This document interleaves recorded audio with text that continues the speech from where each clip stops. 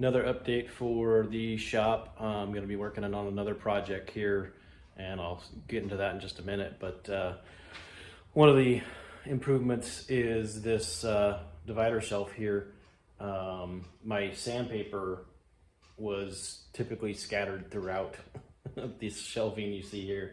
I was gonna make one of these, and this one popped up on Marketplace, and for the material costs and everything like that, I couldn't pass it up.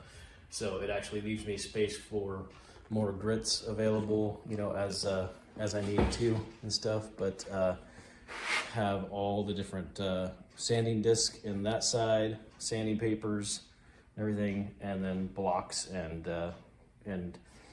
Brillo pads and all that other just stuff down in the bottom. So that is a huge upgrade for me. Just drove me crazy trying to keep the sandpaper separate, looking for a sandpaper piece that you know you have and it's mixed up with all the other grits and just drives you crazy. So I noticed when I was editing my videos that I was constantly leaving my tools on the floor. Never noticed it, that I did it so much. I had a bad habit of laying them down on the hood of the car, laying them down on the floor, laying them down everywhere. So I went and picked up this cheapy little cart, tool cart, something to try to organize and keep everything together. Plus, when the job was done, you know, have to run around the floor, pick up everything, pick up all the tools.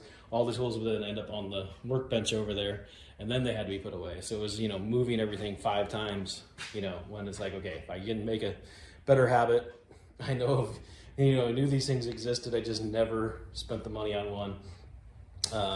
This one's fairly cheap at, at Harbor Freight, little cart, and, you know, didn't really want to spend any money on one to begin with at all. So, you know, the Harbor Freight one works perfectly fine.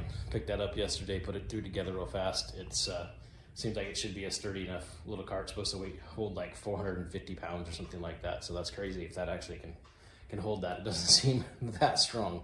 But anyways, so that's another, you know, little thing just to keep myself more organized, speed up the process. But the next project is going to be putting these vents and filters up in the ceilings. And the reason being is I'm going to create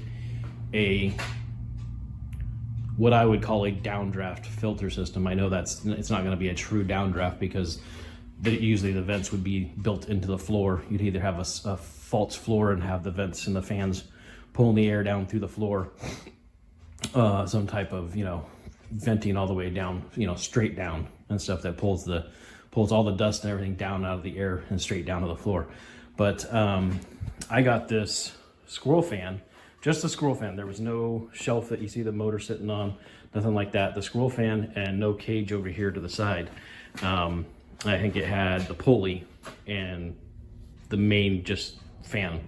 A company I used to work for was just tossing it. So I was like, no, that's coming on with me. So I grabbed that. The electric motor is an old Craftsman. I don't even know if we can read any of the stuff on it anymore.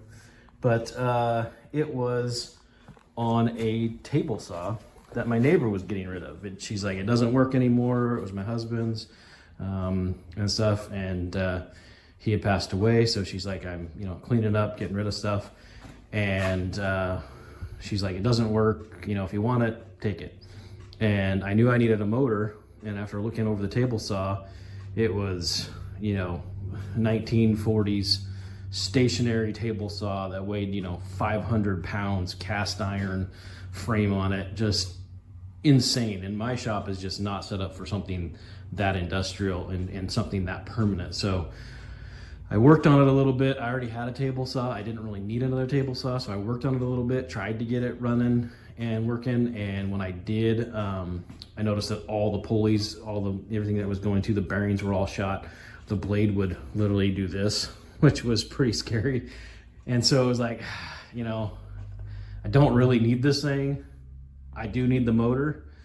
And so it was like, I just took it all apart. And the motor though was so full of sawdust that you couldn't see any of these openings. It was just packed all the way out with sawdust.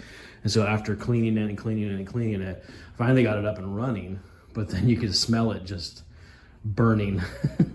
So I was like, okay, so I took it apart, cleaned it out completely, got it all, clean, and then plugged it back in again, and it ran, and it runs beautifully. It's actually really quiet. The motor itself is really quiet. The fan moves so much air that it's noisy. So, that's kind of a drawback, but for having clean, fresh air, moving, venting the shop out as fast as possible, this thing absolutely moves a ton of air and will get it out of here. So this thing is going to go right back here in this little spot here. It'll either go right around where that orange bucket is, or it'll go over here. I'm pretty sure it's going to go here because I don't have any plugins along that wall, and the only plug-in is over here behind the welder and the laser. So most likely going here. I have a automatic vent on order. It's supposed to be here in a couple days.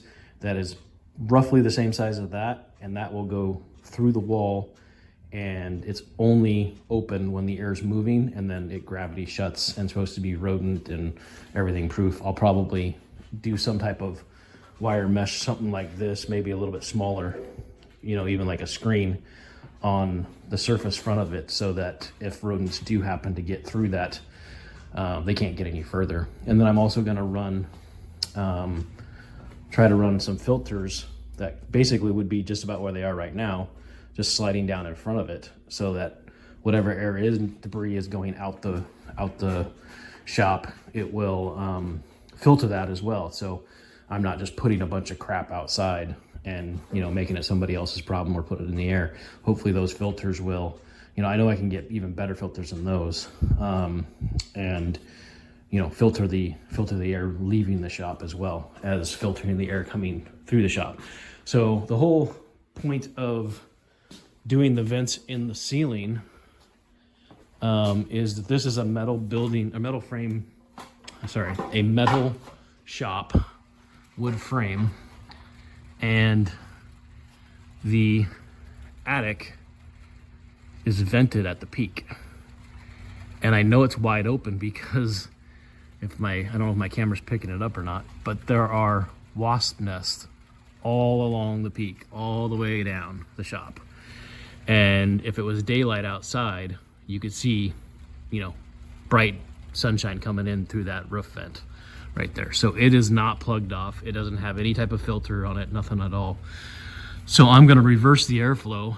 If you know anything about attic venting, you have soffit vents off to the sides, each side, and then the cool air comes in from out, or not necessarily cool air, but air comes in from outside, moves through, and the hot air vents out the attic, and that keeps your wood from rotting inside your attic and your roof and all that stuff. So ventilation is really, really important. But for what I need it for, I'm going to put those vents right there in that attic hole, and then I'm going to cut myself another one over there on the other side of that light.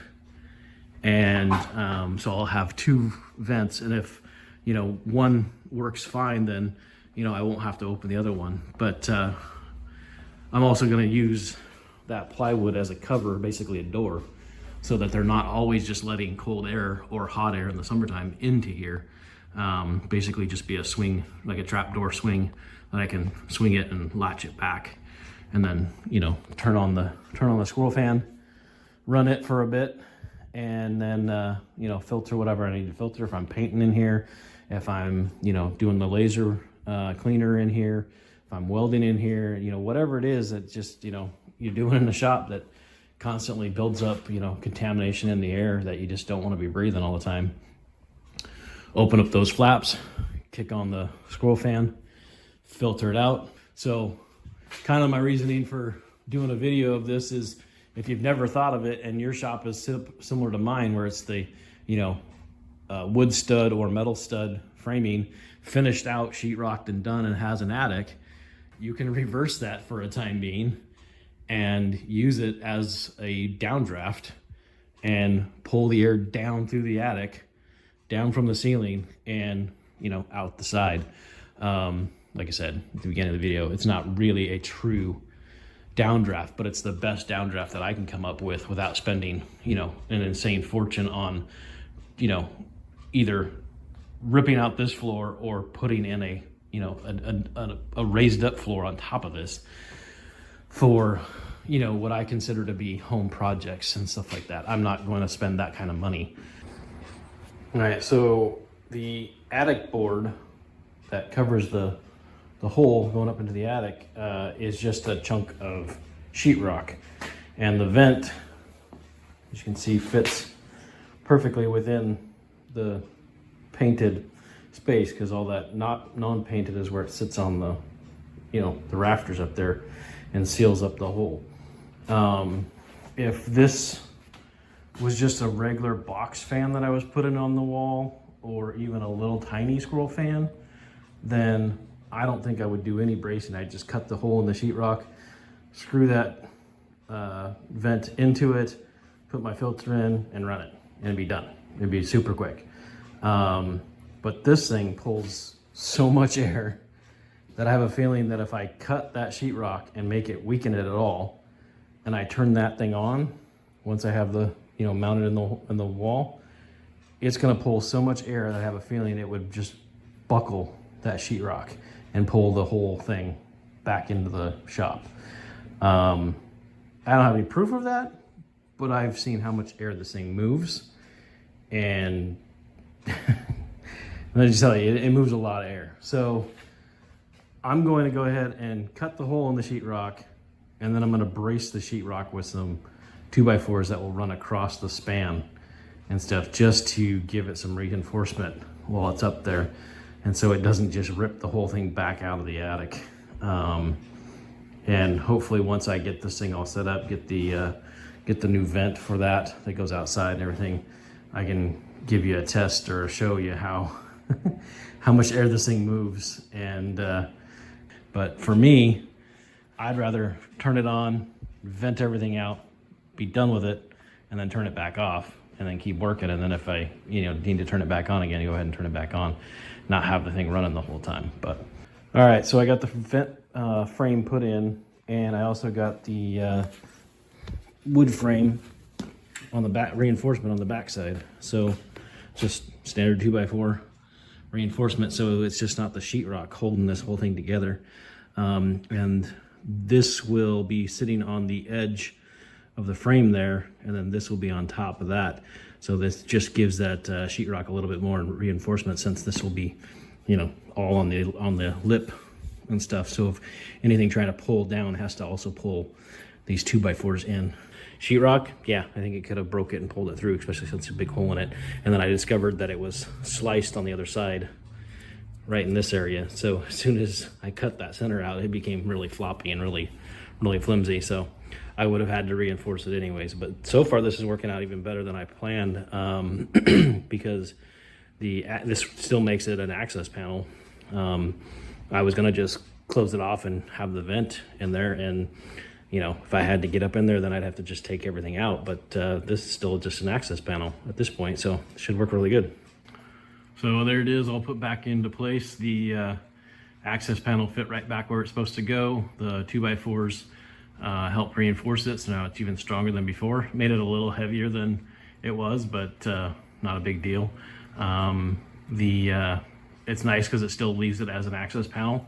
I wasn't, you know, real happy about losing the access panel. And then I will probably build another door that matches the frame cut out there, and is on hinges and can swing shut, just like this vent door is, but then plugs off that. So in the wintertime, it's, you know, not letting cold air come in, and in the summertime, it's not letting the hot air in. I have an air conditioner in here, and the whole place is really well insulated, so no reason to lose that by having this big hole in the attic, you know, ceiling, and letting all the air transfer back and forth only when I want it to with the squirrel fan on. There it is with it closed. Yeah, I mean, that looks super clean, super nice. Look, it's like it's, you know, meant to be like that, like I planned it to be like that, but realistically it just worked out that way. So can't take too much credit for that, other than it just fit nicely and centered it up nicely. So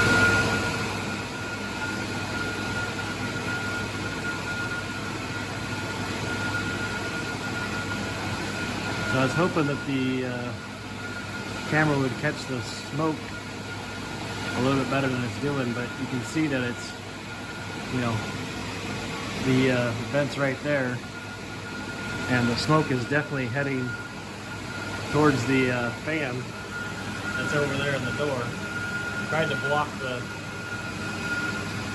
bottom of the door because the bottom of the door is obviously open, but you can see that the smoke is definitely not acting normal. It's definitely heading, you know, that way. So the airflow is definitely moving in that direction. And I can feel a breeze, pretty cool breeze coming down from the ceiling. So, you know, the concept is working, and it's definitely moving that air that direction. So with it, with the squirrel fan in the door obviously has a gap right there that the air can be pulled through.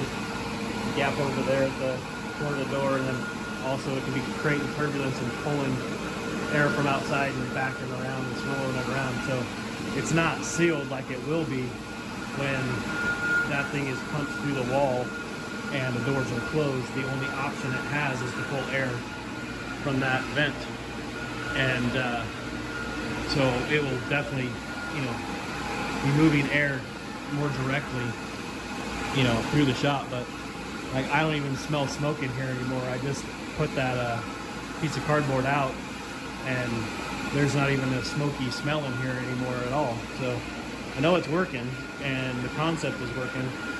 Hopefully I can get a better, once I get the vent, you know, once the vent shows up, I can get it put in the wall, and it will, you can get a better video of, of it working. But yeah, that thing moves a lot of air, so it definitely should do the trick for me. All right, so I've been working on the downdraft system, ventilation system in here for a while now. I've got the attic done. I've got the squirrel fan in the wall. I've got the wall cut out, all that stuff. So just oh, and I repainted it, freshened it all up, made it look nice and cool. You know, got to get that race car red and, you know, cast iron, you know, look to it. So that looks pretty cool. Looks pretty good. Working good. I have a fog machine that never works. Of course, I've talking to a buddy the other day, and we were joking about it because, you know, we've all had these fog machines growing up and stuff like that, and we were laughing that they never work. they never work when you need them to. Anyway, so it is what it is. Oh well. But so hopefully I can get that to kick on and get some smoke and fog and stuff in the shop, and then can crank that on. Hopefully soon that'll start working. But I did want to show you guys the attic system now. So come over here, and the great thing about it is that all you got to do, reach up, grab this little cord, and it rolls back nice and smooth. Got it on these drawer rollers that are the flat style that are supposed to go on the bottom of the drawer and stuff, and so that opens up the attic vent, and then when I'm not using it, just pull it closed. String hangs up above my head, so don't even notice it. Doesn't bother me. But I was gonna do it on a hinge and swing it back and forth, but then you got to get up on a ladder and latch it, and you got to get back up on the ladder and latch it, and it's, you know, you're over the car and all that kind of stuff. And I was like, no, this works out so much better. When I found these at the store, I was like, oh yeah, these will be perfect. So yeah, real happy with that, how that turned out. You know, come over, open that up, crank the fan on, and pull the just use a little bit of the closed cell foam as a block, and then that goes right to outside. Fan cranks up and opens up the vents outside. Crank up the fan.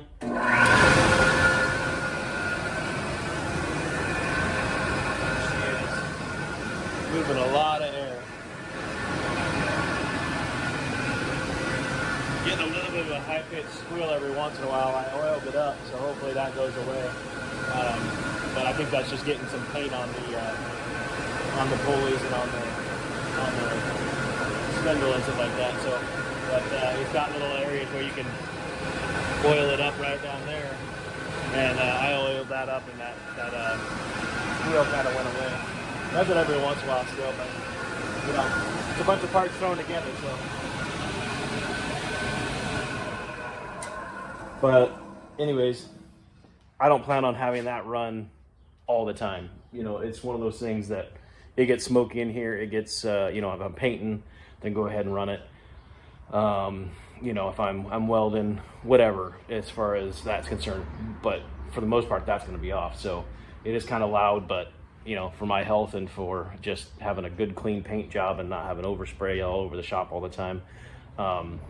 If I go to do a real paint job in here, then obviously I'm gonna, you know, do drop plastic everywhere and cover up all the tools and cover up everything that's important, and then, you know, wash everything down and get the dust out of here as best I can, and then run that, open up the vents, run that for a while, get all the dust out, and then, you know, do my actual paint job. Don't know how many paint jobs I'm going to do in here, but I do plan on painting some trucks. I do plan on painting this car right here. So yeah, it's one of those things where I do plan on painting in here and stuff too. But hopefully the smoke machine will get working here. It's been doing little puffs and little things here and there, but it's not really doing anything.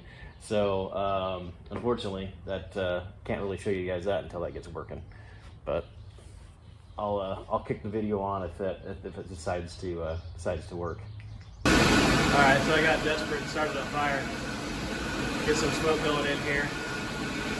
Trying to show that how it's traveling up, going up like normal smoke would do, and then as soon as it goes up to that vent, you see the airflow pushing it down because there's so much air coming through that vent, and then fans pulling it across to the other side of the shop, so you can start to see the smoky buildup in here because it's, you know, got a little fire going in a coffee can over there. Trying to make it as smoky as possible, and then pull in all that fresh air, show the air movement, what it's doing. But that fire's been going for a little while now, and it's still barely smoky in here, just that side of the shop.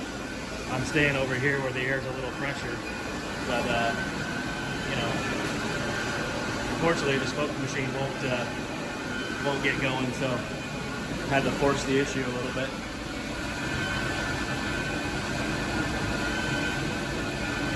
But you can see, I don't know if you can see it in the video, but the smoke's basically coming straight down across the hood of the car. That's where the airflow is going and taking it right over there. That's the whole point of a downdraft, is you want to get the air moving down to the floor, so you're bringing all your overspray, you're bringing all your dust and all your particles in the air down to the ground. And no, it's not a true downdraft. It's kind of a down cross draft, which is fine by me. I plan on adding another attic vent right about in this area right here, just on the other side of the garage door opener. And that way it will, you know, be able to bring air straight down from this area as well. So anyways, that was the plan. This is what I'm trying to show you guys. You know, it's possible to do in your shop if you've got a fan, if you've got an attic vent that you can reverse and pull the air down into the shop. But you know, doing the trick. It's still smoking away over there, and the smoke's still going straight down. So, you know, that was the plan.